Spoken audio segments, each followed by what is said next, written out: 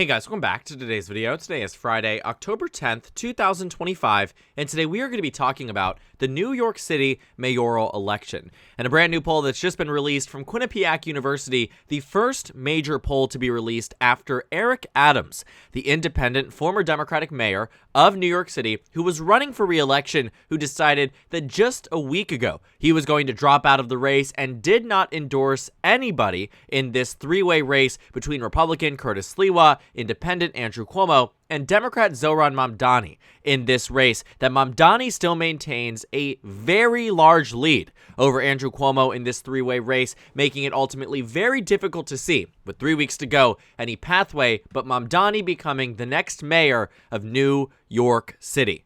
The New York City mayoral election is one that has been up the minds of many Democrats and Republicans across the country as they look to see what's going to happen in this race. New York City, which has a population larger than 38 states across the country, it's a very important race that likely serves a bit of a microcosm for some other Democratic cities that are likely going to see potentially some more progressive leadership, different over independent campaigns, whatever it might be, across all of the major cities, Los Angeles, Seattle, whatever it is, from coast to coast. We are going to see likely some major changes in terms of mayoral leadership over the next 4 years under a second Trump administration, and New York City serves to be the most prominent and important for this country. Now, Republicans have been looking to this election with a bit of questioning as to who they might support if they were to live within the city. There's Curtis Sliwa, who is the Republican. There's independent Andrew Cuomo. But Mamdani serves to be, as the Democratic nominee, receiving the most significant amount of support across the city, likely leading to an eventual election victory come November of 2025. And what is interesting is that Republicans and the independents, who are aligned with Andrew Cuomo and Eric Adams, swore up and down that if Adams was to depart from the race, it would ultimately boost Andrew Cuomo in the state. And while Politico came out with an article saying that Andrew Cuomo is surging in the polls, I want us to actually look at the poll that they give this headline for, because it isn't all that impressive for Andrew Cuomo, to say the least. Looking at the data, what we know here is that Mamdani receives roughly 46% support of likely voters in the general election. Andrew Cuomo receives 33% support, and Curtis Sliwa is at 15%. Now, in the last poll, Sliwa was also at 15%, but Mamdani was actually a point lower at 45%. It is Andrew Cuomo who gained about 10% support, with Eric Adams, who used to have 12% support. But going from 23 to 33 in a general election may be surging by the standards that Politico is willing to use, but ultimately, he is still down. And it actually is, juxtaposed with the other data points we've seen in the general election in terms of the polling data that we've been presented with. Mamdani has maintained himself in a pretty good position, but taking a look at what we've seen here in terms of where Cuomo was, his average across the city was already in a position similar to what the most recent Quinnipiac University poll is telling us. Whether it was the Fox News poll showing Mamdani with a very strong lead, Cuomo was at 27%.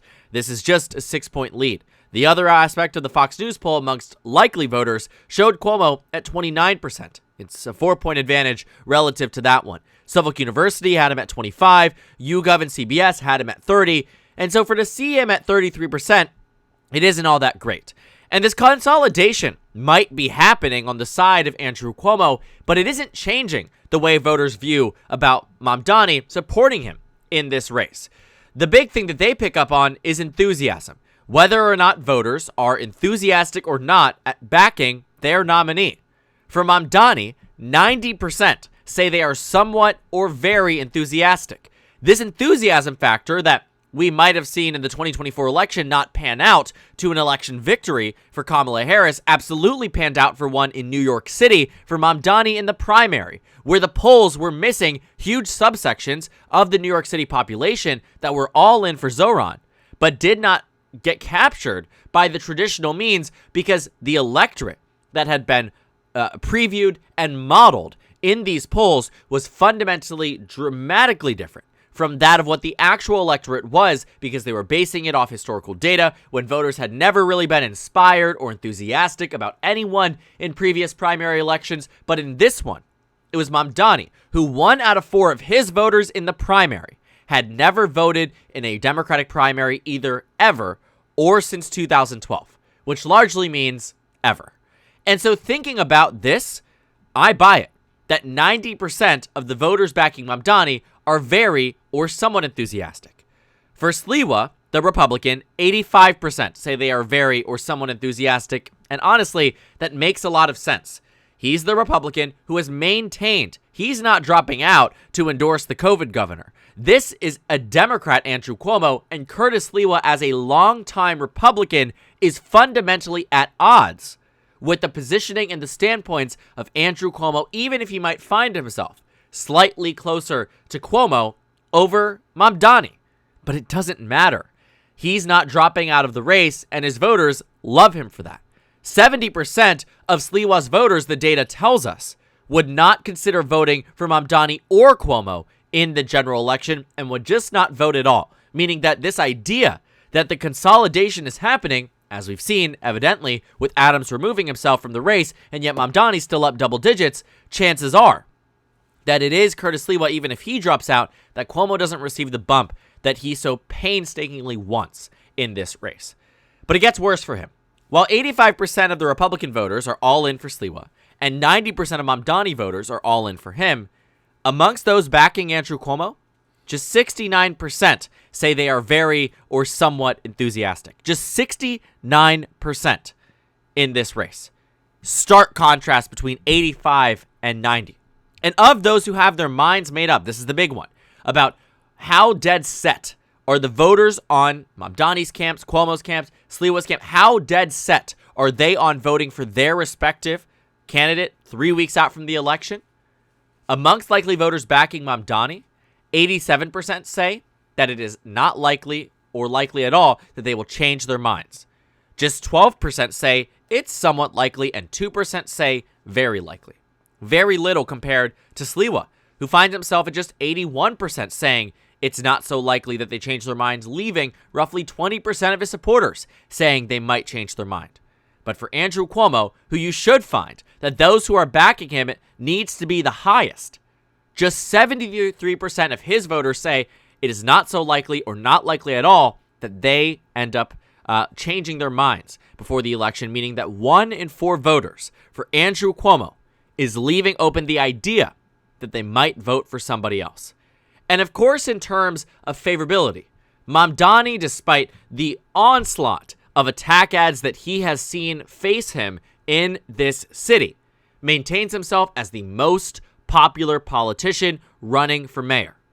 Cuomo, 52% unfavorability rating, 37% favorability rating. That is a 15-point delta in the negative between positive and negative on approval. Curtis Sliwa, down 13 on the net. Cuomo, negative 15. Sliwa, negative 13. Mamdani, plus 8. A drastic difference. And it's interesting. Obviously, on experience, 73% of residents say Cuomo has the experience. But in terms of ethics, Mamdani is at 53%. Just 34% say Cuomo has the ethics necessary to be mayor. And thinking on the issues that matter the most to voters here, thinking about who's going to lower housing costs, 48% say Mamdani. Who's going to manage the city's public schools better? 41% say Mamdani. These are all leads over Cuomo and Sliwa.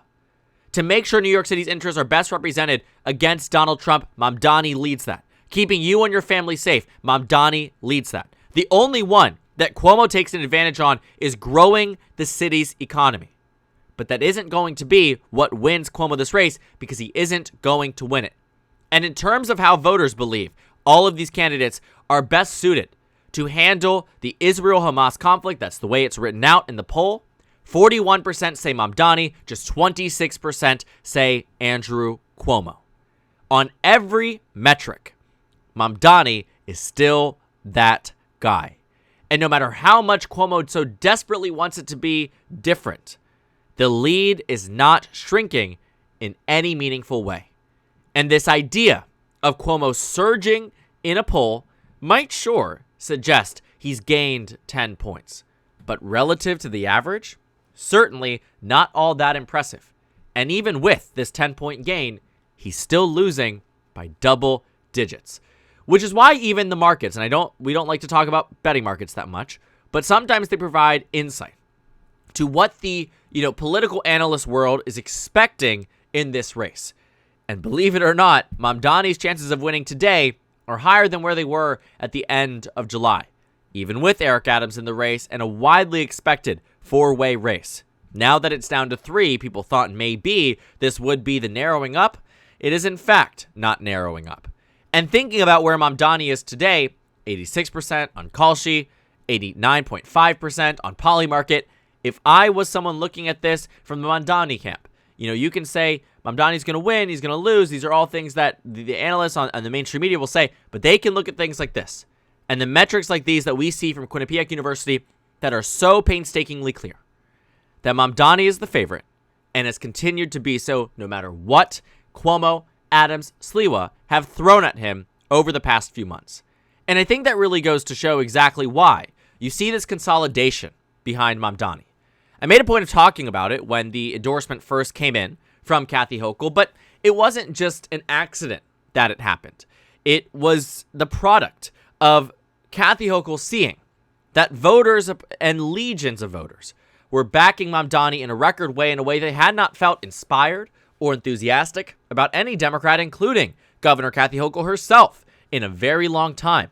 She realized that if she had stood firm in her opposition, because silence is an option, especially when you're the governor of the state and you have the authority vested in you by the Constitution to have purview over the city's mayor, to not make an endorsement was saying something. But she did make an endorsement, and she endorsed Mamdani. It's going to be a big question, too. Does Hakeem Jeffries finally feel the pressure that is mounting on him to endorse Mamdani? He doesn't need the endorsement, but Jeffries would stand to benefit from giving the endorsement, because otherwise they will realize very quickly that even without the Democratic establishment support in this New York City mayoral election, even as the highest ranking Democrat in the United States House of Representatives hails from New York City, doesn't make an endorsement and it doesn't matter at all to the voters. Can you imagine the narrative that would be run away on that front? So I do think Jeffries and a lot of the top Democrats that are holding out 3 weeks before the election, might I add, to not make an endorsement are going to try to jump onto it to benefit themselves, to say that they were a contributing factor to Mamdani's win. But I think it must be known today, and it must be known throughout this campaign, that Mamdani was never going to lose. He was never going to lose in a city where Democrats outnumber Republicans 6-1. A city where a moral conscience, very clearly and evidently, as this data suggests, is more important than anything in this race. Where on the issues of experience, Cuomo might trounce everybody else, and yet on the ethics, it is Mamdani who pulls ahead, and pulls ahead in the general election by a very significant amount. Because that is the way that these voters want it to go. And that will be the miscalculation of the Cuomo team and the Sliwa team and anyone who is opposing Mamdani in this race. Like it or not, New York City is a liberal city. It is a Democratic city. If this was a swing state, maybe the results would be dramatically different. But it's not. It is a city, I've already mentioned this, Democrats outnumber Republicans 6-1. And so I think that in the final 3 weeks, there will be this coming to Jesus moment for a lot of these Democrats across the country who have not yet spoken on this race, that have felt called out by Chris Van Hollen, where they have not said anything about the race, and in some cases are directly from New York City. At least Tom Suozzi just said, I'm not endorsing Mamdani, agree with the decision or not. A lot of Democrats do not agree with it, but at least he commented on it. Jeffries has been saying for weeks on end now, I'll make a decision. Well, he's the Democratic nominee in a Democratic city, in a city you represent in Congress, and you're the Democratic leader. Some things just don't add up. But at the end of the day, I do imagine that over the next few weeks, as more data points like this start to become more apparent, Mamdani will receive more support.